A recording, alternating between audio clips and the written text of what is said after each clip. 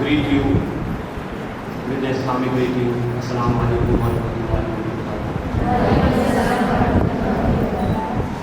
May the grace and blessing of Almighty be upon all of us who are present here. Good morning to all of you. Today we are gathered here for an important concern, and we are celebrating the annual function of the world, popularly known as World Ozone Day.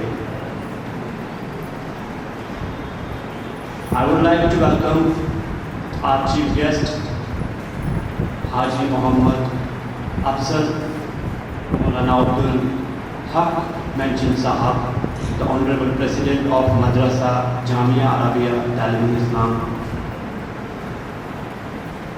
I would like to welcome from the bottom of my heart our eminent speakers who came all the way from very far places to join us on this very particular seminar. I would like to first of all be thankful Shri Chaitanya Sanghani sir, who is the Honorable Naib Mamladar and Executive Magistrate Collector Office Anand. I would like to welcome our eminent speakers who came all the way to join us for this particular seminar on World Ozone Day. First of all, I would like to take the name of Shri Chaitanya Sanghani sir, Deputy Mamladar and Executive Magistrate, Collector Office Anand.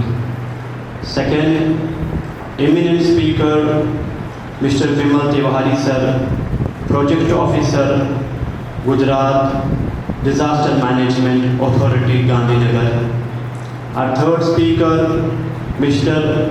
Shashi Sharma sir from Sperry Sardar Patel Renewable Energy and Research Institution, Anand. And our very beloved sir who came all the way from Gandhinagar to join us, Shri Naresh Thakur sir. He is an eminent and environment communicator and former PRO of Gujarat State Pollution Control Board, Gandhinagar.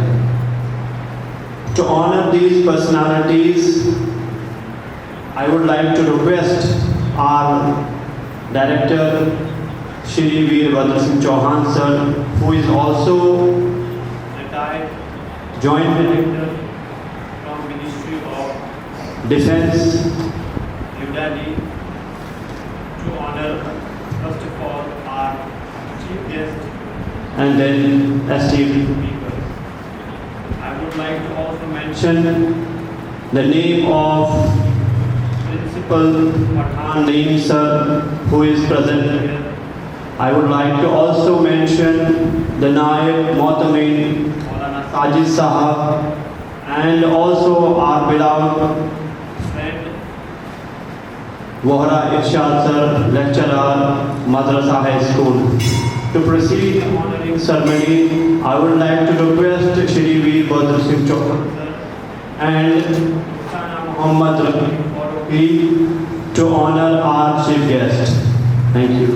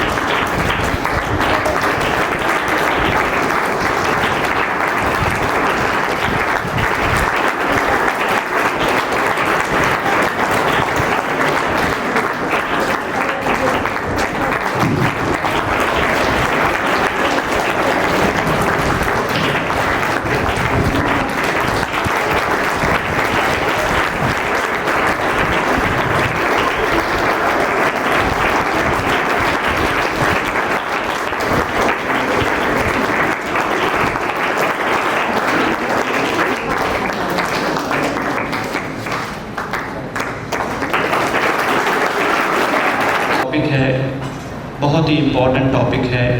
जैसे कि हम जानते हैं कि sustainable environment it has become a very serious concern for every nation on this planet. Environment की care करना बहुत ज़रूरी हो गया है। ये कोई पर्सनल इशू नहीं है बल्कि ये एक वर्ल्ड इशू है। इसके लिए जो भी मेहमान साहिबान और हमारे चहीते स्पीकर्स को हमने इतनी दूर से बुलाया है वो कोई आम पर्सनालिटी नहीं है।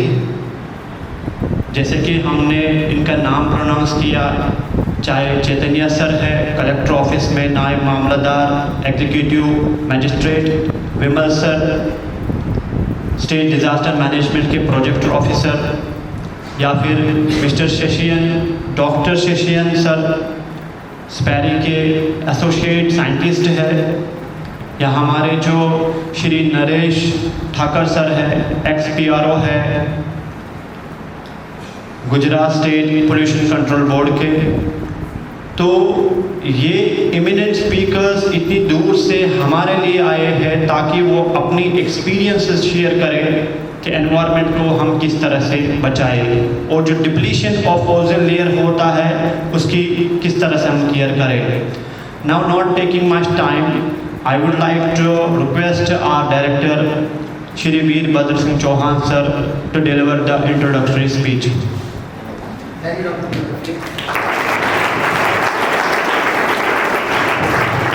Assalamualaikum. Good morning to all my chief guests and distinguished speakers and the loving students. As you know, today we have gathered here for a seminar on World Ozone Day, which is observed every year on 16th of September to spread awareness among people about the depletion of ozone layer and find possible solutions to preserve it. Okay, so today we are going, as you know, we have already got distinguished speakers. They will speak about the depletion of layer and how it can be prevented. Now I would like to call Dr. B.M. Rafiq to come and take over and just continue the seminar.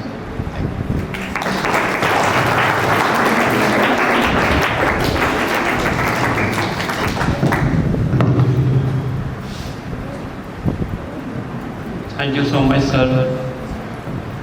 Not taking much time, I would like to request our first eminent speaker, Shri Chaitanya Sanghani sir, to deliver his speech.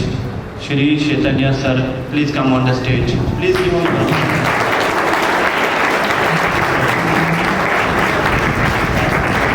અને વિદ્યાર્થીઓને જય હિન્દ. જય હિન્દ. તમને બધાને ગુજરાતીમાં વાત કરું કે હિન્દીમાં? ગુજરાતીમાં. જો આપણે આજે કોઈ અઘરી વાત કરવાના નથી. સૌપ્રથમ તો જે મહાનુભાવો અહીંયા ઉપસ્થિત છે, હાજી મોહમ્મદ સાહેબ, વિમલભાઈ, શૈશવભાઈ, વીરભદ્રભાઈ, રફીકભાઈ, નરેશભાઈ, જેમના પણ હું નામ નથી બોલી શક્યો એ સૌનો આભાર. અને અહીંયા મોટી સંખ્યામાં બહેનો છે, નાની વિદ્યાર્થીનીઓ છે, એ જોઈને મને આનંદ થાય છે.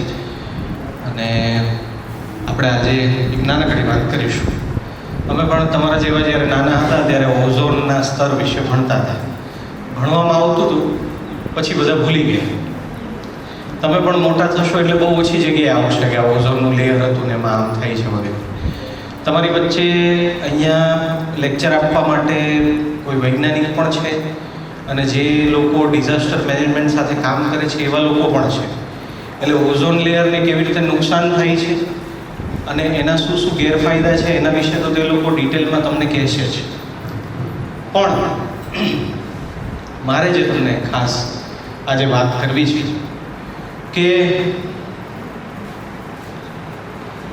रिक्वेस्ट ऐसी आई है कि मैं हिंदी में बोलूँ, तो मैं हिंदी में बोलता हूँ. ठीक है? मेरी हिंदी भी आपको समझ में आएगी. देखिए, ओजोन लेयर हमारे लिए ज़रूरी है, आप सब जानते हैं, हाँ या ना? ओजोन लेयर के कारण जो अल्ट्रा वायलेट रेज है वो हम तक नहीं पहुंच पाते या तो कम मात्रा में पहुंचते हैं, उसके कारण हम जिंदा रह सकते हैं। ये सब आपको पता है। मान लीजिए बाहर में जाऊँ और रास्ते पे चलते हुए कोई बेचारे गरीब व्यक्ति को जो पढ़ा लिखा नहीं है उसको पकड़ के मैं पूछूं कि भाई तुम ज़मीन पे क्यों चल सकते हो और हवा में उड़ क्यों नहीं सकते, तो वो मुझे क्या बताएगा? भाई चलना तो ज़मीन पे ही होता है, क्यों मेरी मजाक उड़ा रहे हो? मैं फिर से उसको पूछूंगा तुम ज़मीन पे ही क्यों चलते हो, हवा में उड़ क्यों नहीं जाते? तो वो कहेगा कि ये कैसी बदतमीजी भरी बात है। लेकिन ऐसा ही क्वेश्चन जिसको हुआ था न्यूटन को हुआ था कि ये जो आम है एप्पल, वो नीचे गिरा है, ऊपर ही क्यों नहीं रहा? तो उसने ढूंढा कि जो ग्रेविटेशनल फोर्स है, गुरुत्वाकर्षण बल, उसके कारण ऐसा होता है। अब मैं उस बाहर अनपढ़ और गरीब व्यक्ति को बताऊं कि तुम पर गुरुत्वाकर्षण बल लागू होता है और उसी के कारण तुम जमीन पे चल सकते हो, उसी के कारण तुम उड़ नहीं जाते, तो उसको तो लगेगा कि ये आदमी मेरी मजाक ही कर रहा है। वो कहेगा कि भाई मेरे ऊपर ऐसा कोई बल लागू नहीं होता, तुम यहाँ से चले जाओ। मैं आपको ये उदाहरण क्यों दे रहा हूँ, आप सब समझिए कि अगर वो व्यक्ति ग्रेविटेशनल फोर्स में नहीं माने, वो नहीं मानता, ठीक है, उसको पता भी नहीं है और मैंने उसको बताया तो वो मानता भी नहीं है, तो उसके कारण ग्रेविटेशनल फोर्स बदल जाएगा नहीं। किसी के मानने न मानने से यूनिवर्सल ट्रूथ बदलते नहीं है। समझ गया? हमारा जो पृथ्वी पर अस्तित्व है वो पूरा वैज्ञानिक अस्तित्व है। कुछ वैज्ञानिकों ने ऐसा खोजा है कि अगर सूर्य जितना हमसे दूर है, चंद्र हमसे जितना दूर है, हमारी जो भौगोलिक परिस्थिति है, ऐसे हजारों कारण में से हजारों कारण जो हमारी यहाँ पे उपस्थिति के कारण है, एक कारण भी अगर चला जाए, एक कारण, तो भी मनुष्य जीवन यहाँ पे रह नहीं सकता। यानी हजारों कारण एक साथ एक जगह पर मौजूद हुए तो हम यहाँ पे अभी जी रहे हैं। बहुत सारे ग्रह हैं, वैज्ञानिकों ने ढूंढे हैं, अभी तक किसी में भी एक सामान्य जीवन भी मिल पाया नहीं। तो ये ओजोन की जो बात है, या तो ग्रेविटेशनल फोर्स की जो बात है, या तो जो भी वैज्ञानिक खोजबीन करके हमें बताते हैं, ये सारी वैज्ञानिक बात है और यूनिवर्सल ट्रूथ है। हमारे मानने न मानने से वो बदलता नहीं। तो सही बात ये है, ज़रूरी बात ये है और अच्छी बात ये है कि हम उसमें माने और उसके जो वैज्ञानिक नियम है उसको इस तरह से पालन करें कि जिससे हम सबका भला हो। ठीक है? हमारी बात कोई एकदम न समझ में आए ऐसी तो बात मैंने नहीं कही। आपको समझ में आए, ये जो स्टेज पे बैठे हैं तो सब जानते हैं, बात तो आपको करनी है। आपको समझ में आए ऐसी भाषा में बात करता हूँ। मैंने कहा कि ओजोन लेयर के वैज्ञानिक बातें आपको और लोग बताएंगे, लेकिन मैं जो आपको मुद्दा कहना चाहता हूँ कि हमारा अस्तित्व वैज्ञानिक है और हमें उसको मानना है और उस तरह से चलना है। कोरोना ने विश्व में लाखों लोगों को मार दिया। कोरोना के वायरस किसी को दिखते हैं? आपको दिखते हैं?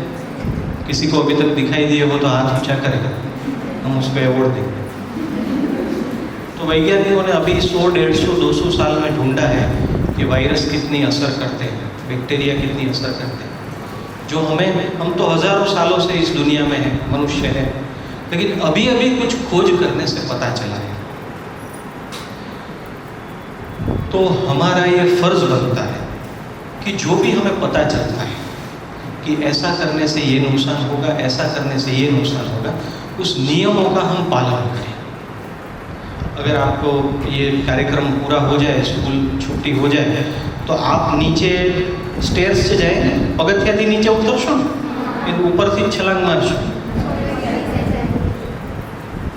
તમે પગથિયાથી જ નીચે ઉતરશો, કારણ કે ઉપરથી છલાંગ ન મરાય, ધબાક દઈને પડે, કારણ કે નિયમ છે, આપણને ખબર છે આવું કરાય।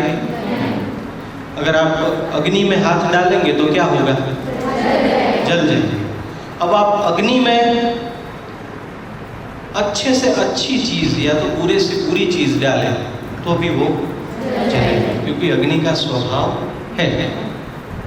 हमारे देश में हजारों सालों से ऐसी वैज्ञानिक बातों को लोगों के जीवन में डाला गया है कि आप ऐसा करिए तो ऐसा होगा और आप ऐसा करिए तो ऐसा होगा। धर्म में, मजहब में, कई जगह पर जो भी हमें कुछ कुछ क्रियाएं करने को कही है, कुछ, सभी नहीं, उसके पीछे का कारण वैज्ञानिक होता है। जैसे जैसे आप बड़े होंगे, समझेंगे, तब आपको पता चलेगा। ये दो मुद्दे मैंने आपको समझाए। तीसरा मुद्दा ये है, मान लीजिए हमारे प्रदूषण के कारण, हम जो भी पॉल्यूशन करते हैं उसके कारण ओजोन लेयर घट रहा है। ओजोन लेयर में गाबड़ું પડે છે, આપણે એવું લખીએ છીએ। तो ये वो जो ओजोन लेयर घट रहा है, वैज्ञानिक कहते हैं कि अगर हम ऐसे ही करते रहे, पॉल्यूशन बढ़ाते ही रहे, तो हो सकता है कि अगले 50 साल में शायद पृथ्वी आधी समंदर में डूब जाए, गर्मी बढ़ जाए, जो ग्लेशियर है वो पिघल जाए और समुद्र का स्तर ऊपर आ जाए। आपने मालदीव देश का नाम सुना? वो मालदीव देश लगभग 15-20 सालों में पूरा डूब जाएगा, लगभग पूरा डूब जाएगा, क्योंकि वहाँ पे समंदर का स्तर बढ़ रहा है, क्योंकि हम नेचर के साथ नहीं जी रहे। कोरोना की दूसरी वेव में कितने लोग मर गए आपको पता होगा, क्योंकि हमने मास्क पहनना छोड़ दिया, क्योंकि हमने उसके जो वैज्ञानिक नियम थे उसका पालन नहीं किया, एक दूसरे से मिलना जुलना शुरू कर दिया। तो हम अगर जो वैज्ञानिक प्रोसेस है उसको समझेंगे तो हम अच्छी तरह से मिलजुल के रह पाएंगे। समझते हैं आप? विश्व में इतने सारे उल्का है, अगर एक उल्का भी पृथ्वी के साथ टकरा गई, एक भी 1-8 किलोमीटर लंबी हो, तो भी पृथ्वी पर से मानव जाति मिट जाएगी, ऐसा वैज्ञानिक कह रहे हैं। तो हम कैसी सिचुएशन में जी रहे हैं? हम ऐसी सिचुएशन में जी रहे हैं कि नेचर के साथ ताल मिलाए बगैर हम कभी शांति से और सुख से रह नहीं सकते, कभी नहीं। आपके बुजुर्गों ने कभी कोरोना नहीं देखा था, लेकिन हम सब ने कोरोना देखा। कुछ हमारी भी इसमें गलती है। क्या गलती है? हम सब लोग ये सोचते हैं, मान लीजिए आपका नाम क्या है बेटा? है रुक्सा, अक्सा, अक्सा। या तो आप जब रात को सोते हैं तब आपके घर की लास्ट में आप सोते हैं, ड्राइंग रूम में से बेडरूम में जाते हैं, ड्राइंग रूम की सारी लाइट जला के अगर आप सो जाए तो क्या होगा? आपको कोई पकड़ के जेल नहीं ले जाएगा, लेकिन बिजली ज़्यादा जाएगी, जितने भी उपकरण ज़्यादा होंगे, जो भी, मैं बिजली से पॉल्यूशन होता है ऐसे नहीं कह रहा, जनरल बात कर रहा हूँ। जितने भी हम उपकरणों का ज़्यादा इस्तेमाल करेंगे पॉल्यूशन बढ़ेगा। अगर किसी जगह आपके पिताजी ने गाड़ी खड़ी रखी जहाँ पे आधे घंटे तक खड़ा रहना है और वो गाड़ी चालू ही रखते हैं तो आधे घंटे तक ज़्यादा धुआं जाएगा। ऐसी तो कई बातें हैं जो आपको बताएंगे किस तरह से प्रदूषण फैलता है। लेकिन हम क्या सोचते हैं कि मैं अकेला अगर ऐसा करूँगा तो इससे क्या फ़र्क पड़ेगा? हम सोचते हैं मेरे अकेले से क्या फर्क पड़ेगा। अकबर बीरबल की आपको बात बताता हूँ। एक बार अकबर ने कुछ बीरबल से प्रश्न किया, बहुत फेमस बात है, आपको भी शायद पता होगा।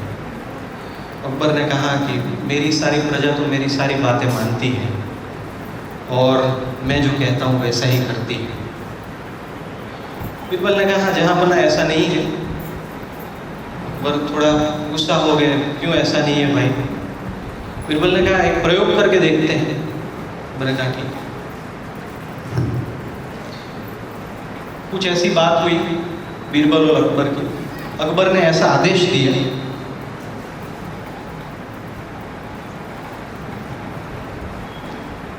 अकबर ने ऐसा आदेश दिया कि आप एक सभी प्रजाजनों को कि आप एक तालाब के पास जाइए, रात को, तालाब नहीं कुएं में, आप सबको दूध का एक लोटा डालना है। सबको रात को अंधेरे में लोटा डाल के जाना है, ठीक है? बीरबल ने वो आदेश सबको बता दिया। सुबह हुई तब तक सबने एक लोटा भर के डाल दिया। अकबर ने समझा कि सारे प्रजाजनों ने एक लोटा दूध डाला है तो सारा तो सफ़ेद सफ़ेद हो गया होगा कुआं, इतने सारे प्रजाजनों ने अगर डाला है तो। तो क्या हुआ, दूसरे दिन जाके देखा तो पता चला कि पूरा पानी से ही भरा हुआ है। कुछ 5-6 व्यक्तियों ने ही दूध डाला था, बाकी किसी ने दूध, हजारों व्यक्ति ने पानी ही डाला था, क्योंकि सब ये सोच रहे थे मैं अकेला पानी डालूंगा तो इससे क्या होगा, सब तो दूध डालने ही वाले हैं। किसी ने दूध नहीं डाला, सब ने पानी डाला। अब अकबर को पता चला कि नहीं, सब मेरी बात नहीं मानते। लेकिन मैं ये आपको बात क्यों बता रहा हूँ, इसका मर्म ये है कि अगर सब लोग ये सोचेंगे मेरे अकेले से क्या होगा, तो समाज में कुछ परिवर्तन नहीं आएगा। अगर हम ये सोचें कि मुझसे जितना हो सकता है मैं करता हूँ, मुझसे जितना प्रदूषण कम हो सकता है, मुझसे जितना नियमों का पालन हो सकता है मैं ये करता हूँ, तो हमारी बात आगे बढ़ सकेगी। एक ही मिनट, कलेक्टर साहब का फोन आया है, मैं यहाँ स्टॉप करता हूँ, आता हूँ।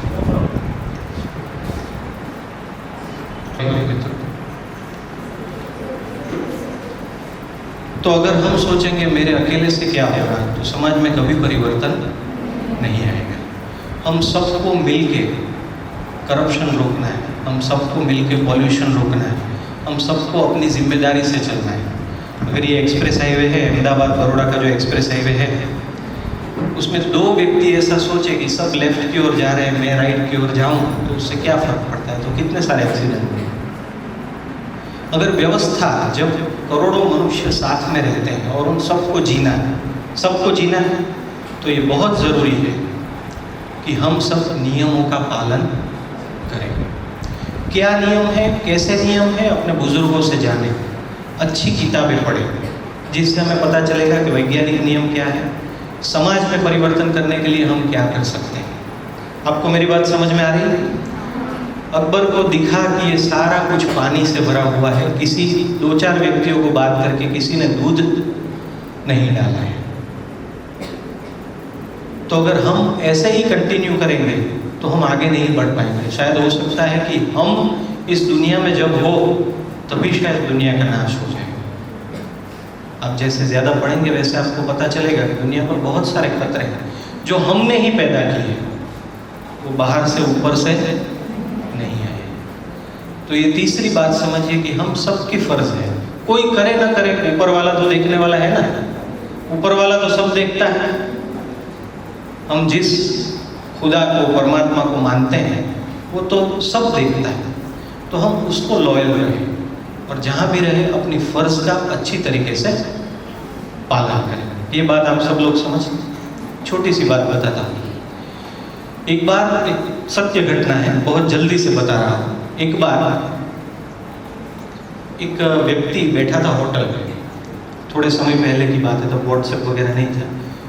उसको उसके मित्र ने पत्र लिखा था और पत्र में उसने स्माइल भेजी थी, स्माइल, कि यार तूने एक बार मुझसे बहुत अच्छी बात कही थी, तो उसके कारण मुझे खुशी मिली है, तो मैं तुम्हें पत्र में हंसी भेज रहा हूँ। तो वो देख के होटल में बैठा हुआ उसका मित्र भी खुश हो गया उसकी स्माइल में। खुश होने के कारण उसने जो होटल में वेटर था उसको थोड़ी ज्यादा टिप दी।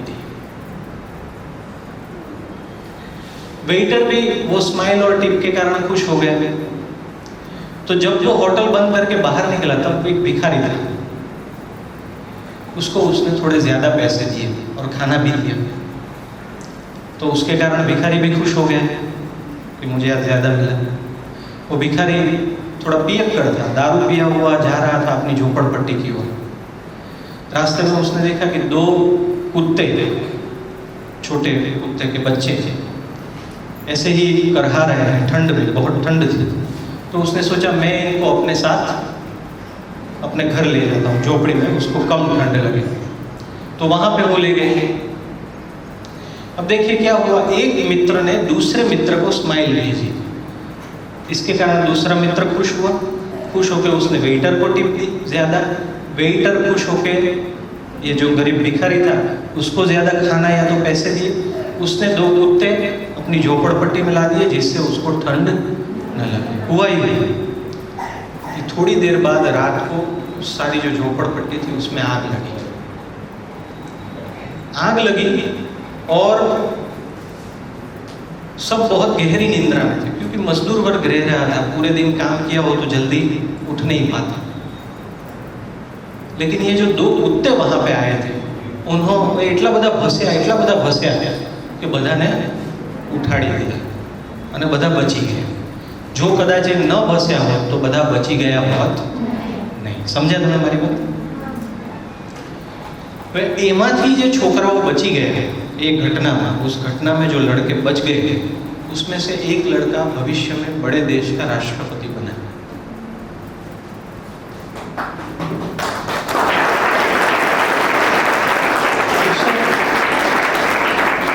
इससे सीखने को क्या मिलता है? एक छोटी सी स्माइल ने एक देश के भविष्य के राष्ट्रपति को बचा लिया। क्या सीखने को मिलता है? एक छोटी सी स्माइल ने किसी देश के भविष्य के राष्ट्रपति को बचा लिया।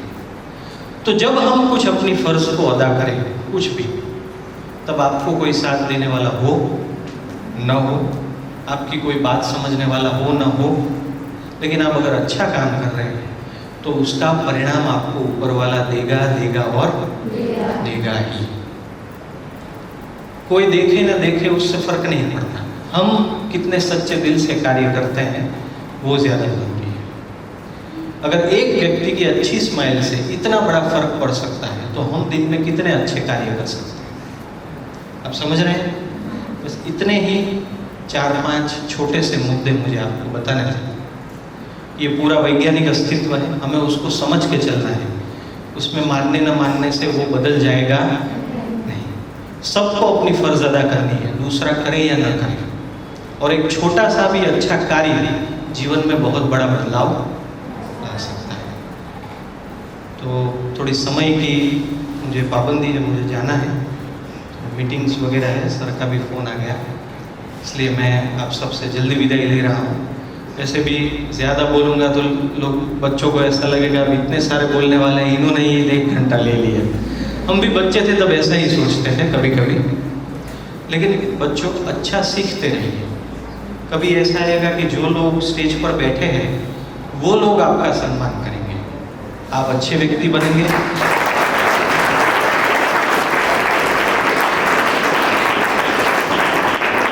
आप अच्छे व्यक्ति बनेंगे, महान व्यक्ति बनेंगे, अच्छे रास्ते पे चलेंगे। हमने ऐसे असाधारण महान देश में जन्म लिया है जिसमें ऐसे महापुरुष हो गए जिनकी तुलना अगर उनका जीवन हम पढ़ने जाए तो हमारा जीवन आश्चर्य से भर जाए। उन्होंने इतना बलिदान दिया है और हमारे सुखाकारी के लिए उतना प्रयास किया है। अगर जीवन में आगे बढ़ना है तो सभी धर्मों के महापुरुषों के बारे में पढ़िए, तो आपको पता चलेगा कि दुनिया कैसी है और कैसे हम सब यहाँ पे आए।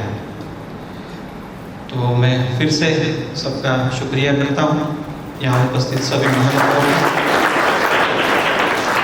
जल्दी जाना है इसलिए माफ़ी भी मांगता हूँ, और रफ़ीक भाई ने मुझे इसके साथ जोड़ा, तो रफ़ीक भाई और सभी का पुनः धन्यवाद करता हूँ। आप हम सब मिलके इस देश को बहुत आगे बढ़ाएंगे, पूरी मानवता को बहुत आगे बढ़ाएंगे और विश्व में भाईचारे से रहेंगे।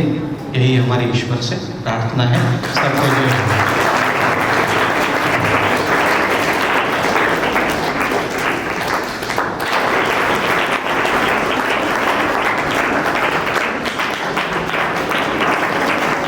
इन्फॉर्मेशन देता हूँ। आज से ठीक तकरीबन जहाँ तक मुझे याद है 12 साल पहले विद्यानगर में हम लोग एक साथ स्टडी करते थे। तब चैतन्य सर दूसरे कॉलेज में थे और मैं दूसरे कॉलेज में था। हमारे एक बहुत ही अच्छे मित्र थे। He was 80 years. 12 साल पहले उनकी एज 80 साल थी। कृष्णकांत अमीन सर, अगर आप में से शायद कोई उनसे रिलेशन या कोई वाबस्ता रखता हो। He was a Canadian NRI, Canada के NRI थे वो। श्री कृष्णकांत अमीन सर, अनफॉर्चुनेटली उनकी डेथ हो गई। तो उनके घर पे हम जाते थे और डिस्कशन करते थे डिफरेंट विषय पे। हिंदू भी आते थे, मुस्लिम भी आते थे, क्रिश्चियन भी आते थे। और सर का घर इतना अच्छा था, इतना नेचुरल फील वहाँ होता था, हम चाहते थे कि वही रहे। एनीवेज, तो इसमें ही जो वो डिस्कशन का ग्रुप है, कभी इंशाल्लाह टाइम मिला तो आपको बताऊं कि जितने भी उस ग्रुप में आते थे, चाहे कोई गर्ल थी या कोई बॉय था, उसमें से आज हर कोई ऑलमाइटी की ग्रेस से, ऑलमाइटी की ब्लेसिंग से अच्छी पोजीशन पे है। और उनमें से ये चैतन्य सर भी एक है। आज deputy mamlatdar and executive magistrate की ड्यूटी परफॉर्म कर रहे हैं हमारे कलेक्टर ऑफिस में, राइट। तो बहुत ही बेहतरीन बातें उन्होंने बताई। शायद आपको ये भी पता होगा कि बहुत सारे न्यूज़ चैनल में उनके वीडियोज़ आते हैं, ठीक है ना। आप में से बहुत सारे लोगों को पता होगा कितनी आसान भाषा में उन्होंने हमें ये ज्ञान दिया कि हम अपनी रिस्पॉन्सिबिलिटी को फुलफिल करें, ये ना करें कि दूसरा कर रहा है कि नहीं कर रहा है। अगर हम अपनी रिस्पॉन्सिबिलिटी करेंगे तो that way we can make a change. Thank you so much Chaitanya sir.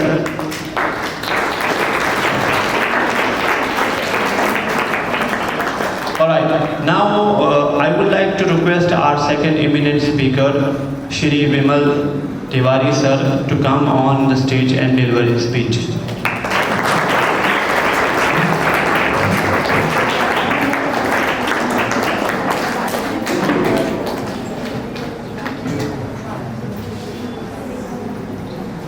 Good morning everyone. कैसे हो आप लोग? तुम बढ़िया? चलिए सही है। चैतन्य जी ने आपको काफ़ी सिंपल टर्म्स में, काफ़ी बेसिक वर्ड्स में उन्होंने आपको समझाने की कोशिश की। आई गेस आप लोगों को समझ में आ रहा है। अब आपका एज ग्रुप देखते हुए ज़्यादा टेक्निकल बात अभी करने का मन तो नहीं कर रहा है, क्योंकि आप उस एज ग्रुप में हो नहीं कि उतनी टेक्निकल चीज़ों को भी समझ पाओगे। बट कुछ चीज़ें हैं जो मैं आपको रफ आइडिया देना चाहूँगा कि कैसे क्या हो रहा है, क्यों हो रहा है, कौन उसके लिए रिस्पॉन्सिबल है और हम क्या कर सकते हैं कि ये रिस्पॉन्सिबिलिटी हमारी जो है हम अपने लेवल पे उसे निभा सकें। जैसे कि वर्ल्ड ओजोन डे, ये सेलिब्रेशन स्टार्ट हुआ था फ्रॉम 1995। यूनाइटेड नेशंस का नाम सुना होगा आप लोगों ने, ठीक है।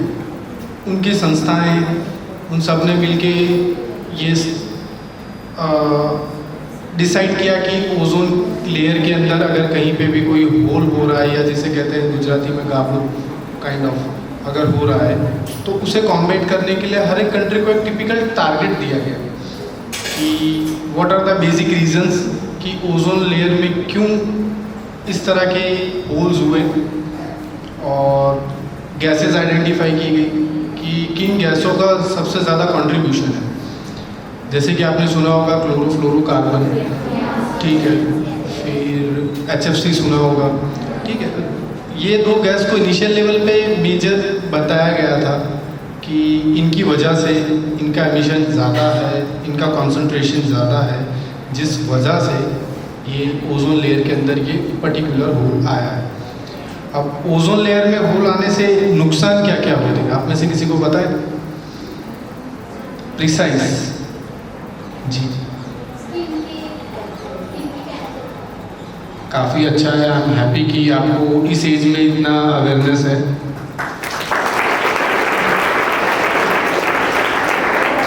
आपको स्किन कैंसर, स्किन से रिलेटेड डिजीजेस, स्किन रैशेस, ये सब चीज़ें होने के सबसे ज़्यादा चांसेस होते हैं। अब इसके लिए हर एक कंट्री को टारगेट्स दिए गए वहाँ पे कि आप अपना एमिशन कंट्रोल कीजिए, अदरवाइज हम इससे भी वर्स्ट सिनेरियो में जा सकते हैं। तो उस टाइम पे सारी कंट्रीज़ अग्री नहीं की, क्योंकि वहाँ पे फाइट स्टार्ट हो गई थी, डेवलप्ड वर्सेस डेवलपिंग।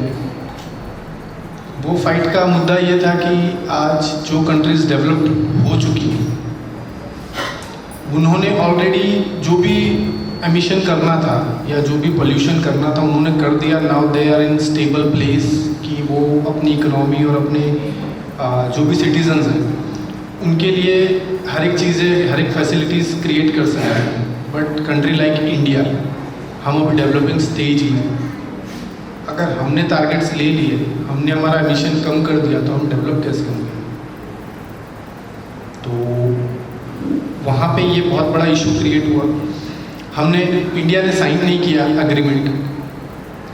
इंडिया ने ये एग्रीमेंट साइन किया 2015 में, जब ये डिसाइड हुआ कि ओके अब सब कंट्रीज पार्टिसिपेट करेंगी, डेवलप्ड के टारगेट्स ज़्यादा हैं, डेवलपिंग के कम है, बिकॉज उन्हें डेवलप भी होना है। तो साथ ही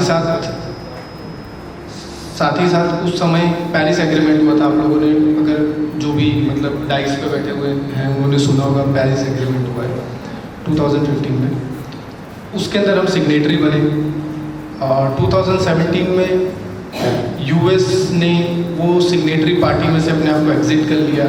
क्यों? क्योंकि यूएस का कहना ऐसा था कि हमारे यहाँ एमिशन जो हो रहा है वो हमारी बेसिक रिक्वायरमेंट है, वो हमारी लग्जरी नहीं है। जैसे हम में से यहाँ कई लोग ऐसे होंगे जिनके घर में कार नहीं होगी। यूएस का कहना ऐसा है कि हमारे यहाँ कार एक बेसिक रिक्वायरमेंट है, इट्स नॉट लग्जरी। तो यहाँ पे फिर से मतभेद क्रिएट हो रहे हैं दोनों के बीच में। साइमल्टेनियसली दूसरी अपने एक अलग तरीके से एक अप्रोच किया है, जैसे कि एक एमिशन ट्रेडिंग स्टार्ट हुआ इंटरनेशनल लेवल पे। एमिशन ट्रेडिंग के अंदर ऐसा होता है कि हर एक कंट्री को एक लिमिट दी जाती है कि आप some n number of limit से आप ज़्यादा नहीं कर सकते हो emission. If you are doing that तो आपको उसके लिए पेनल्टी पे करनी पड़ेगी। तो इस तरह के टारगेट्स आ चुके हैं। जीपीसीबी से सर हैं, वो आपको ज़्यादा इसके बारे में बता पाएंगे, एमिशन के बारे में। एक मैंने आपको रफ आइडिया दिया। और मैं मतलब पर्सनली एक चीज़ बिलीव करता हूँ, जो मैं चाहता हूँ आप लोगों को सजेशन देना, मानना नहीं मानना आपकी इच्छा है। हमें पर्सनल लेवल पे चीज़ों पे ज़्यादा ध्यान देना चाहिए रादर देन कि ठीक है क्या हो रहा है, क्या हमारे बस में है या नहीं है, दोनों वो दूसरी बात है। बट मेरा एजुकेशन बैकग्राउंड भी क्लाइमेटोलॉजी रहा है, तो थोड़ा बहुत मैं आपको बेसिक और सिंपल टर्म्स में समझाने की कोशिश करूँगा कि कार्बन फुटप्रिंट, ये शब्द किसी ने सुना है? Carbon footprint. ओके, जैसे अभी आप में से कोई है सुबह सो के उठता है और रात को सोता है, उसके बीच में उसने जितनी भी एक्टिविटीज़ की उसमें से कार्बन कितना रिलीज हुआ पर पर्सन, वो कार्बन फुटप्रिंट हो गया। ठीक है, जिसके अंदर आपने सुबह उठ के खाना भी खाया, स्कूल भी है, घर गए, शाम को ट्यूशन गए, जो या जहाँ भी आपको घूमना था या कहीं कोई फेस्टिवल में गए, सारा एमिशन मिला के कार्बन फुटप्रिंट बनता है।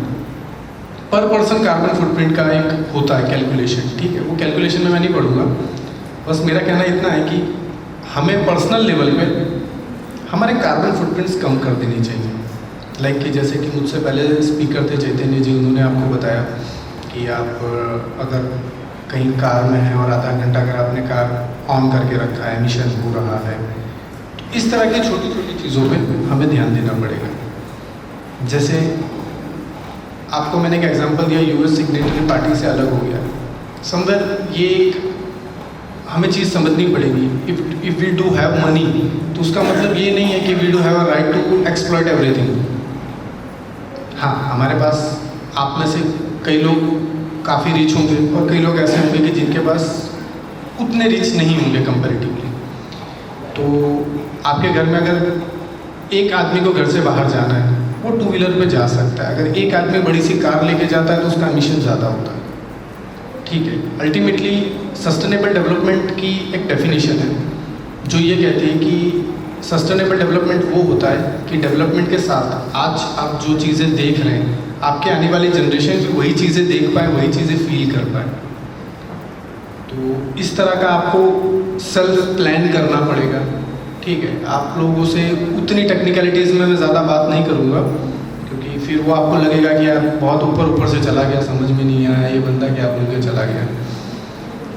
ठीक है, और ओजोन ऐसी चीज़ हमारे यहाँ पे अभी हाल फिलहाल में आईपीसी की रिपोर्ट आई है, सॉरी आईपीसीसी की रिपोर्ट आई है कि हम लोग अभी काफ़ी अच्छा परफॉर्म कर रहे हैं वर्ल्ड वाइड। ओजोन लेयर जो डिप्लीट हुई थी उसके सामने कॉम्बैट करने में एक एस्टिमेट टारगेट भी दिया है कि अगर फॉलो किया गया तो 2050 तक ये ओजोन की डिप्लीटेड लेयर जो है ये रिकवर हो जाएगी। आईपीसीसी का एक और रिपोर्ट है जिसके अंदर ऐसा लिखा गया है कि हम लोग जिस हिसाब से एमिशन कर रहे हैं 2030 में हम लोग का एवरेज टेम्परेचर 1.5 से 2 डिग्री सेल्सियस बढ़ जाएगा। 1 डिग्री सेल्सियस कितना गर्म होता है आपको शायद से पता नहीं होगा अभी, आपको तब रियलाइज़ होगा कि जब गर्मी में 34 से 35 होता है तो 1 डिग्री के अंदर कितना स्वेट रिलीज होता है। बाहर का टेम्परेचर 34 है बट क्लासरूम का अगर 35 है तो आपको ये लगेगा कि बाहर जाके रहना ज़्यादा बेटर है। और अगर एवरेज टेम्परेचर 1.5 से 2 डिग्री बढ़ जाएगा तो वो हमारे लिए काफ़ी मुश्किलजनक बात हो जाएगी। जैसे ग्लेशियर्स की बात हुई, ग्लेशियर्स मेल्ट हो रहे हैं, मालदीव्स की बात हुई, मैं बांग्लादेश की बात करना चाहूँगा। बांग्लादेश में से आप लोगों ने कई बार सुना होगा रेफ्यूजीज़ इंडिया में आते हैं, क्योंकि बांग्लादेश के जो कोस्टल एरिया है वहाँ का लैंड जो है वो पानी में डूब चुका है, उनके पास रहने की जगह नहीं है। अब उनके पास रहने की जगह नहीं है तो कहाँ जाएंगे, जिस वजह से ह्यूमन कॉन्फ्लिक्ट होगा, ठीक है, राइट्स के कॉन्फ्लिक्ट्स होंगे। तो वी आर वेरी लकी कि हम इंडियंस की जियोग्राफिकल कंडीशन अभी काफ़ी अच्छी है कंपैरेटिवली हमारे नेबर कंट्रीज से, कि जैसे मालदीव्स की बात की, ठीक है, we are in that kind of situation कि हम अगर चाहें तो रिकवर करके चीज़ों को और बेहतर बना सकते हैं। तो मैं आप सबसे यही रिक्वेस्ट करूँगा कि आप लोग अभी अपनी लाइफ के उस एज में है ना कि आप लोग एक ब्लैंक पेपर है, जो लिखोगे वो परमानेंटली लिख जाएगा आपके उस ब्लैंक पेपर, ठीक है। और विमेंस का पार्टिसिपेशन देख के मुझे बहुत अच्छा लग रहा है कि आप बच्चे इतने अच्छे तरीके से पार्टिसिपेट कर रहे हो। पता नहीं मैं क्या बोल रहा हूँ उसमें से समझ में आपको क्या आ रहा है वो तो आप ही जानोगे, but I am very happy कि इतना ज़्यादा विमेंस का पार्टिसिपेशन मैं देख रहा हूँ। जनरली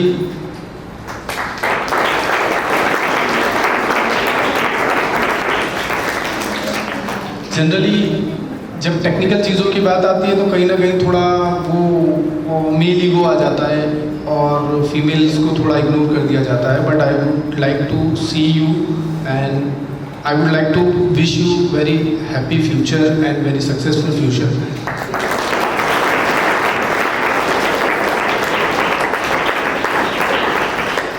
मैं किसी भी तरीके से किसी जेंडर को नेगेटिव नहीं कहना चाह रहा हूँ, बट मैं आपको मोटिवेट करना चाह रहा हूँ, बस मेरा मकसद इतना ही है। तो किसी भी तरीके से मेल ईगो हर्ट मत करना आप लोग, ठीक है।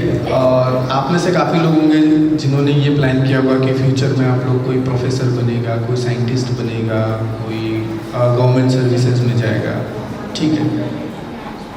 ये बेसिक छोटी छोटी चीज़ें मैं आपको इसलिए थोड़ा सा मैंने हर एक चीज़ बता दी कि अगर मैंने 5 चीज़ें बताई और आपको एक भी याद है और आपने घर पर जाके गूगल किया तो वो ज़िंदगी भर आपको याद रहेगा, वो आप भूल नहीं पाओगे।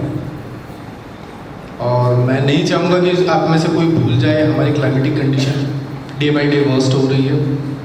आप छोटे हो गए तो आपने सुना होगा नंबर ऑफ साइक्लोन्स कम आते थे, अब साइक्लोन्स साल में 4 बार आते हैं, क्योंकि पूरा बैलेंस बिगड़ चुका है, अर्थ का पूरा बैलेंस बिगड़ चुका है। स्टीफन हॉकिंस का नाम सुना है आपने से किसी ने? स्टीफन हॉकिंस, ठीक है। स्टीफन हॉकिंस ने एक डेफिनेशन दी थी इकोलॉजी के ऊपर, जब मैं स्टूडेंट था तब मैंने पढ़ी थी और मुझे हमेशा वो याद रहेगी कि आप इकोनॉमी के चक्कर में इकोलॉजी को सेक्रीफाइस कर रहे हैं। तो इकोनॉमी इतनी बढ़ाई है कि अगेन आपको अगर इकोलॉजी रिकवर करनी है तो आप उस इकोनॉमी के बेस पे कर सकें। थोड़ा कंफ्यूजिंग है, एक्सप्लेन करता हूँ और अच्छे तरीके से कि हम हमारे फाइनेंशियल नीड्स के लिए हमारे एनवायरनमेंट को ख़राब कर रहे हैं। लाइक कि जैसे अभी समझ लीजिए मैं एक 2 व्हीलर ड्राइव करता हूँ, मेरा इंजन ख़राब हो गया 2 व्हीलर का, मैं उसे रिपेयरिंग इसलिए नहीं करा रहा हूँ क्योंकि अगर उसमें समझ लीजिए 10,000 रुपये का खर्चा है, मैं 10,000 रुपये सेव करने के चक्कर में एक्स्ट्रा पॉल्यूशन कर रहा हूँ, ठीक है। तो मेरे वो 10,000 क्या फ्यूचर में इतना जो एमिशन हुआ है या जो ये पोल्यूशन हुआ है इसके अगेंस्ट में कोई क्लीन मैकेनिज्म ऐसा ला पाएगा कि उतना एमिशन डिलीट हो जाएगा जितना हो चुका है? नहीं हो पाएगा, ठीक। तो ये डेफिनेशन आप भी याद रखिएगा कि मतलब और सिंपल टर्म्स में अगर इसको कहें तो कि बुरा उतना करो कि जिसको बाद में आप अच्छा कर सको, ठीक है, आप अपनी गलतियों को बाद में सुधार सको, उस तरीके का अगर आप बुरा कर रहे हो तो ठीक है, अदरवाइज आपको बुरा करना ही नहीं चाहिए। कैलकुलेशन लाइफ में होना चाहिए। हम जैसे हमारे घर में देखते हैं, हमारी मम्मियों को खास करके, डैड सैलरी लाके मॉम को दे देते हैं, या डैड बिजनेस करते हैं तो सुबह से शाम तक जो भी है मम्मी को दे दिया, और now it's up to mom कि वो मैनेज कैसे करेगी। तो बेसिक मैनेजमेंट आपको आना चाहिए। इट्स नॉट अबाउट कि आपको फाइनेंशियल मैनेजमेंट आना चाहिए, लाइफ के हर एक एस्पेक्ट में आपको मैनेजमेंट आना चाहिए। और हम जिस सिचुएशन में भी हैं, जैसे पेंडेमिक की सिचुएशन है अभी, हम सब ने किसी न किसी को खोया है। यहाँ पे कोई ऐसा नहीं होगा जिस जो बोल दे कि नहीं मेरे पहचान में या मेरे जानने वाले या मेरी फैमिली में किसी ने नहीं खोया है, ठीक है। इवन मैंने भी अपने डैड को खोया है इसी पेंडेमिक में। कहीं ना कहीं ये हमारा एक्शन है जो हमें रिएक्शन दे रहा है, और वर्स तरीके से दे रहा है। हम में से कोई कभी नहीं सोच सकता था कि कोविड या कोरोना ऐसा कुछ है, एग्जिस्ट करेगा फ्यूचर में। उसने किया, हमने कोशिश की लड़ने की, काफ़ी हद तक सफल रहे, काफ़ी हद तक असफल भी रहे। आपकी ये स्कूल को भी कोविड सेंटर बनाया गया था, ठीक है। आपके स्कूल एडमिनिस्ट्रेशन ने भी पार्टिसिपेट किया कि नहीं यार, हम इस पेंडेमिक के अंदर कुछ सोसाइटी के लिए करें, ठीक है।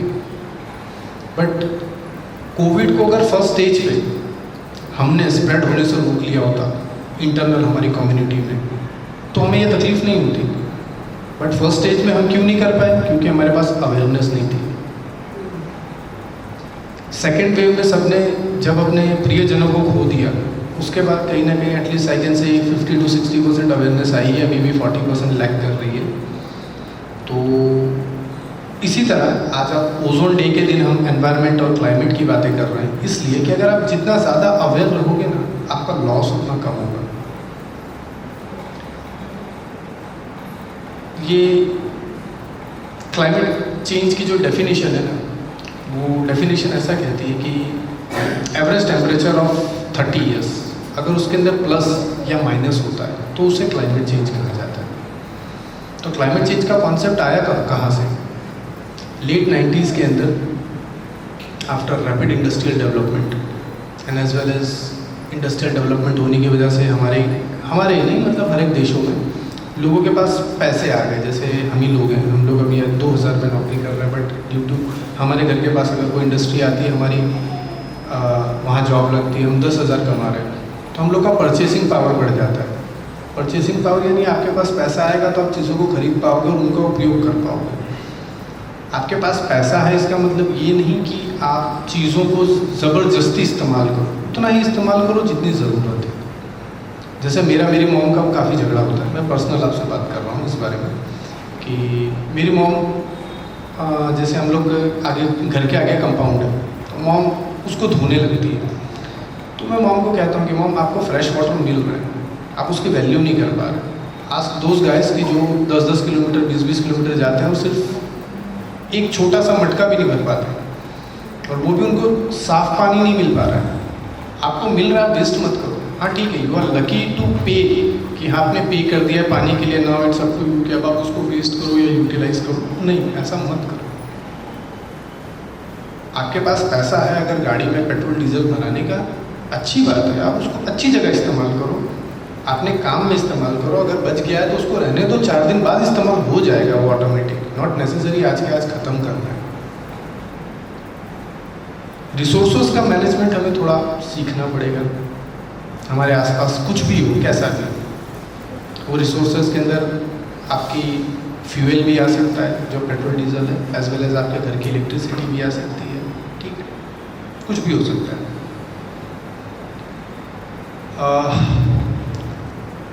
साथ ही साथ मैं एक छोटा सा आपका ध्यान खींचना चाहूँगा इन सब चीज़ों पे कि आप सब कॉमर्स के स्टूडेंट हैं? ओके, 10th के स्टूडेंट्स हैं, अच्छा, उनके लिए काफ़ी अच्छा है। ओके, 11th आर्ट्स, ओके, दोनों फाइन। तो 10th वाले बच्चों को मैं थोड़ा पुश करना चाहूँगा कि आप लोग परसेंटेज पे ध्यान मत दीजिएगा। किसी के कम आते हैं, ज़्यादा आते हैं, दैट्स ओके। वो 10th के परसेंटेज कोई पूछता भी नहीं है आपको, बड़े हो जाते हो तो, कि कितने आए थे। आप अपने आप को ज़रूर से ज़रूर, मैं रिक्वेस्ट भी करूँगा कि आप लोग अपने आप को साइंस स्ट्रीम के साथ अटैच करना। क्यों? क्योंकि साइंस में जब आप जाएंगे ना तो आपको फैक्चुअल डेटाज मिलेंगे। अभी आप और मैं जो बात कर रहे हैं ना वो एक ऐसी बात है कि मुझे पता है, आपको पता नहीं है, ठीक है, और मैं आपको बता रहा हूँ। आप चीज़ों को उतने अच्छे से तब समझ पाएंगे जब आप उसके अंदर कहीं ना कहीं इन्वॉल्व हैं, और जब इन्वॉल्व होंगे तो उस चीज़ से आप अपना करियर बिल्ड कर सकते हैं। बिल्ड नहीं कर सकते तो किसी को एडवाइस कर सकते हैं। नॉट नेसेसरी कि साइंस वाले ही कर सकते हैं, आर्ट्स वाले, कॉमर्स वाले भी कर सकते हैं, बट उनके लिए थोड़ा सा मुश्किल हो जाता है, थोड़ा सा, ज़्यादा नहीं, थोड़ा सा, क्योंकि कुछ ऐसे टर्म्स होते हैं जो उन्होंने पढ़े नहीं होते, एकदम से सामने आते हैं तो उनको समझने में थोड़ी दिक्कत होती है, बट हो जाता है। आप लोग जैसे कि CE मीडिया को मैंने देखा है, रफ़ीक जी के साथ काफ़ी टाइम से टच में हूँ मैं, एनवायरनमेंट से रिलेटेड काफ़ी कामकाज कर रहे हैं, काफ़ी एक्टिव हैं वो इन सब चीज़ों में। आप लोग भी अपने लेवल पे अपने घर के आसपास प्लांटेशन कीजिए, ये सोच के कीजिए कि किसी और को नहीं, आपको ही ऑक्सीजन मिलेगा। अगर आपको ऑक्सीजन मिलेगा तो आपका हेल्थ अच्छा रहेगा। हेल्थ अच्छा रहेगा तो अगर हेल्थ है, मतलब जैसे हमारे बड़े बुजुर्ग कहते हैं कि पैसा नहीं है तो चलेगा, बट आपकी सेहत अच्छी होनी चाहिए, ठीक है। सेहत अच्छी होनी चाहिए का मतलब ये होता है उनका कि फाइनेंस एक ऐसी चीज़ है, आज आया कल गया, परसों फिर आ जाएगा, बट हेल्थ ऐसी चीज़ है ना कि अगर आपको डायबिटीज़ होगी तो फिर आप नॉन डायबिटिक कभी नहीं हो पाएंगे, ठीक है। ये एक एग्जांपल दिया बीमारी का मैंने, नॉट नेसेसरी डायबिटीज़। हेल्थ के पीछे आप ध्यान दीजिए, हेल्थ कैसे अच्छी रहेगी, अच्छा फूड लीजिए, ठीक है। आप अगर फूड इंडस्ट्री की मैं बात करूँ एनवायरनमेंट से रिलेट करके, तो दुनिया में थर्ड लार्जेस्ट इंडस्ट्री है कि जो सबसे ज़्यादा एमिशन करती है, फूड इंडस्ट्री। तो मैं ये नहीं कह रहा हूँ कि ज़्यादा खाना पका के मत खाओ, कच्चा खाओ, ऐसा नहीं कह रहा हूँ, बट उसका भी रोल है।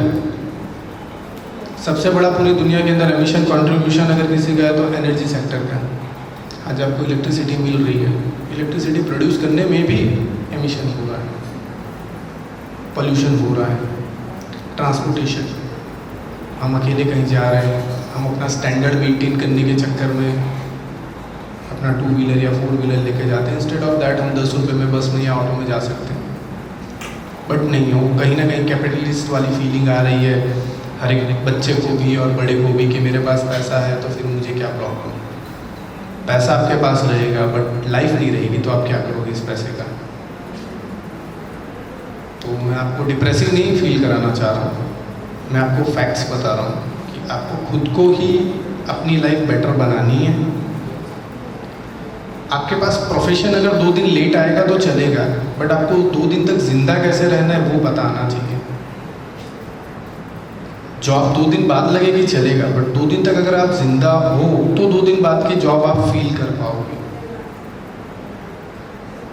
थोड़ा फिलोसॉफिकल हो रहा है मेरा, तो ज़्यादा मैं टाइम ना लेते हुए बस इतने पे ही ख़त्म करना चाहूँगा। और मैं चाहूँगा कि आप विमेंस पार्टिसिपेट करें, और मैं चाहूँगा कि कम से कम यहाँ पे आज जो भी एक नंबर ऑफ विमेंस है इसमें से कम 5 से 6 लड़कियाँ ऐसे सेक्टर में जाएं कि जो हमारे नेशन को प्राउड फील कराए।